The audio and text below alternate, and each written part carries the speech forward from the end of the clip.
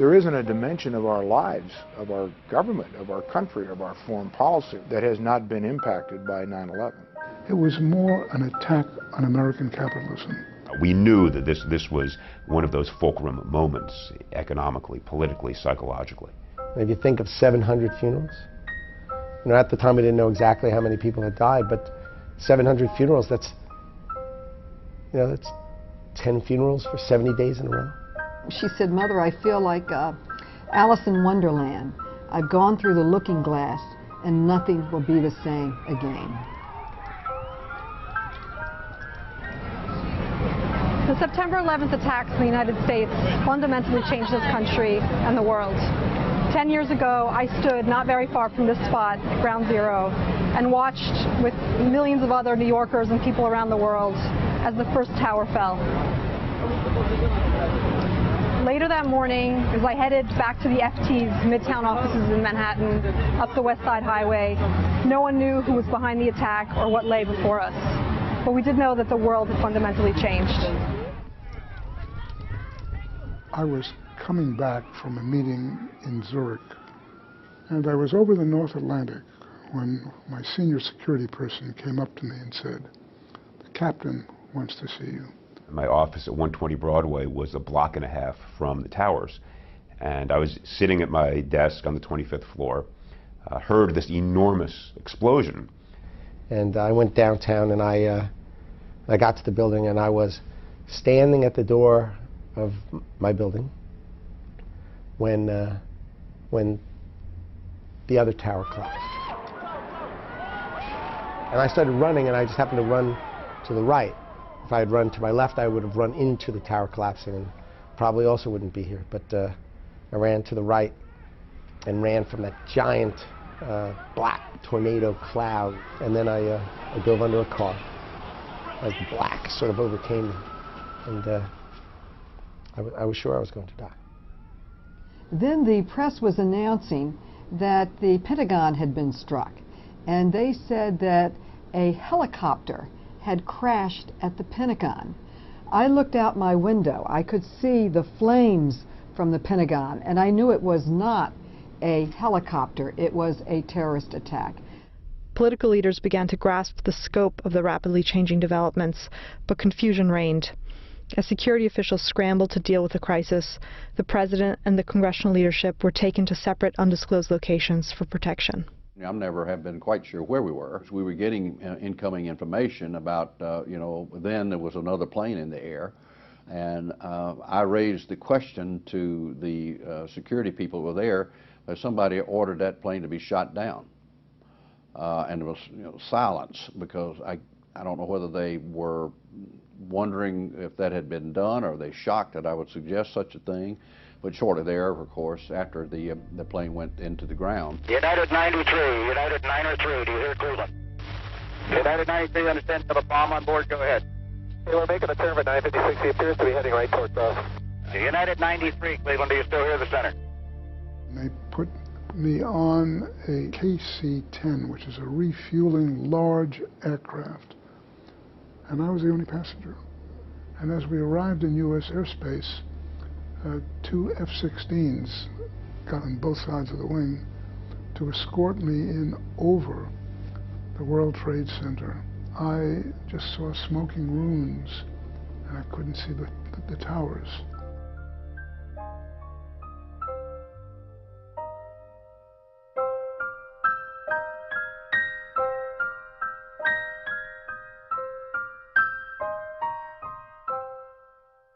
On the evening of September 11th, we didn't know who had survived and who hadn't survived. So we put out just in the media that if you worked at Cantor Fitzgerald, to please call this number. I mean, we had no HR department. Everyone had been killed. We didn't know who was alive and who wasn't. That first day, I probably issued not just dozens, perhaps 100 emergency orders, executive orders. About 3,000 lives were lost in the attacks against America, including more than 340 emergency responders. The attacks by al-Qaeda were not only seen as an assault on the American way of life, but an attempt to bring down the U.S. financial system. The stock markets were closed for 6 days before they reopened. We were terrified that when the markets opened, that the markets would crash. Amid all of the uncertainty, equity markets tumbled in the first full week of trading, with the Dow Jones Industrial Average closing down 14%. We had an economic crisis. We had all this concentration of global financial might in not just one city, but in a small area of that city. Alan Greenspan, who was chairman of the Federal Reserve at the time, says the Fed relied on Cold War-era contingency plans for a nuclear attack. He says he expected another attack to hit the U.S. within 30 days. It was the worst forecast he says he ever made. It was more an attack on American capitalism. And the key center of American capitalism is basically Wall Street, and literally trying to destroy Wall Street. They couldn't do that no matter what they did. And so we had a phone call that evening of the 11th. What I said on the phone was, we can shut the firm and go to our friends' funerals, or we'll work harder than we've ever worked before to try to save this company. But I have to tell you, there's only one reason that I'm interested in saving this company, and that's to help our friends' families. And so I don't want to work. I'm not interested in going to work. But if we're going to go to work, the only way we're going to do it is to help our friends' families. So those are the two choices. What do you think? There was a sense of purpose. I mean, there was this incredible coming together. And I was down at the Trade Center, one of the many who heard George Bush in what perhaps was his finest moment, speak into the megaphone and speak to the world. I can hear you, the rest of the world hears you, and the people who knock these buildings down will hear all of us soon. When he did that, he captured not only his own passion and strength, but the nation's. There was an incredible sense of unity and responsibility to unity that certainly unique in my lifetime. As we went forward, we passed a series of pieces of legislation, some of it very large in nature, like the Patriot Act. We created the Department of Homeland Security. We reformed intelligence. It was the most genuine sense of unity that I ever experienced as a member of Congress, and I served for 35 years. The terror attacks changed the course of U.S. foreign policy and drove the nation into two wars. President Bush declared a national war on terror. Prior to 9/11, there was still a tendency to think of security as more or less neatly divided between war fighting overseas and domestic law enforcement. And what 9/11 exposed is that division does not really reflect reality. More than 6,000 American soldiers have been killed in the ongoing wars, and tens of thousands more have been injured. The conflicts have cost at least $1.4 trillion, contributing to skyrocketing U.S. debt. The wars and Bush administration national security policies challenged America's reputation abroad. You know, the Department of Homeland Security was formed in 2003. It was a consequence of the 9/11 attacks. The budget of DHS was about $50 billion a year. Unquestionably, it's been probably hundreds of billions of dollars. It shifted our focus on terrorism. And as a result of that, essentially infrastructure and all the other dimensions of governance and of nations and of economies was kind of an afterthought. There came a point where we should have been more focused on our domestic priorities of controlling government spending, encouraging the private sector to create opportunity. We're fighting wars in Iraq and Afghanistan when I think many people would say we are losing the economic battles to China, Brazil, Vietnam, India. By the end of the Bush years, the country had grown tired of war and was facing a financial crisis on a scale that had not been seen since the Great Depression, caused by speculation on Wall Street and the collapse of the housing market.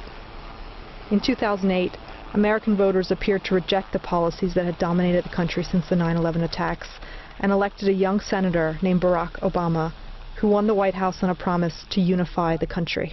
Congratulations, Mr. President. All the best wishes.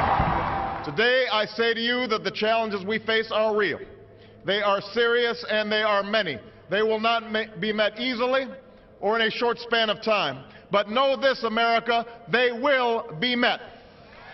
But in the face of the Great Recession, staggering unemployment, a federal bailout of Wall Street, and the passage of a health care law that was deeply unpopular among many Americans, the mood of much of the country became angry. The new Tea Party movement expressed the frustrations of millions of Americans who felt dispossessed by what they saw as the destruction of the American dream, not at the hands of foreign terrorists, but by a tyrannical federal government. One of the sad things about now, almost 10 years later, is we've lost that sense of unity. That we are living at a moment when our politics appears to be divisive, to say the least.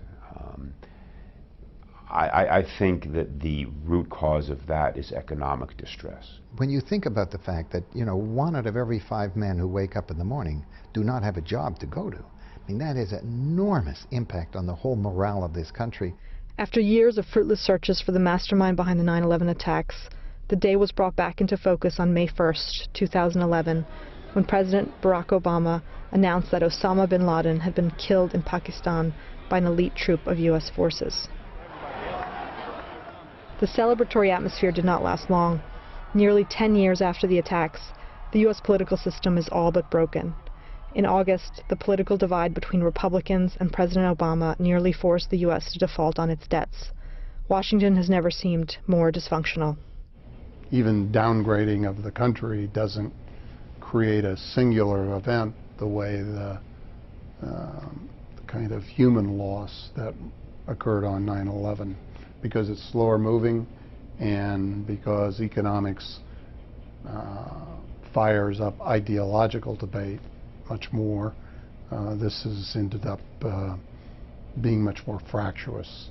I think there's an angst about things. I talk to some people from my home state today, and they just basically say, it's kind of like bring on the clowns. This is not funny anymore. Today, in the spot that caught the world's attention 10 years ago, buildings are beginning to rise at ground zero, reshaping the skyline of one of America's greatest cities. The events of September 11th don't explain everything about where the country finds itself today. But the terrorist attacks were a defining moment in American history that changed the long-term trajectory of the nation's foreign and domestic policies. Perhaps more than anything, it shook the confidence of the country to its core, and we're still living through the consequences.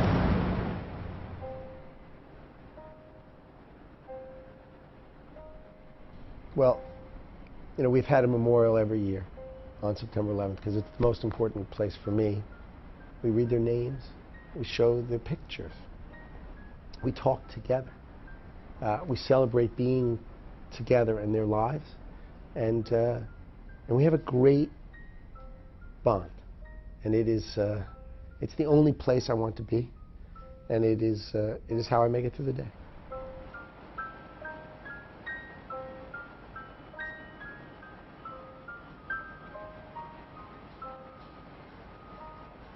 I think there is a before and an after, and we still don't know quite what we will look like in the after, and we're struggling to put things together economically and politically vis-a-vis the rest of the world, but it is a before and an after moment.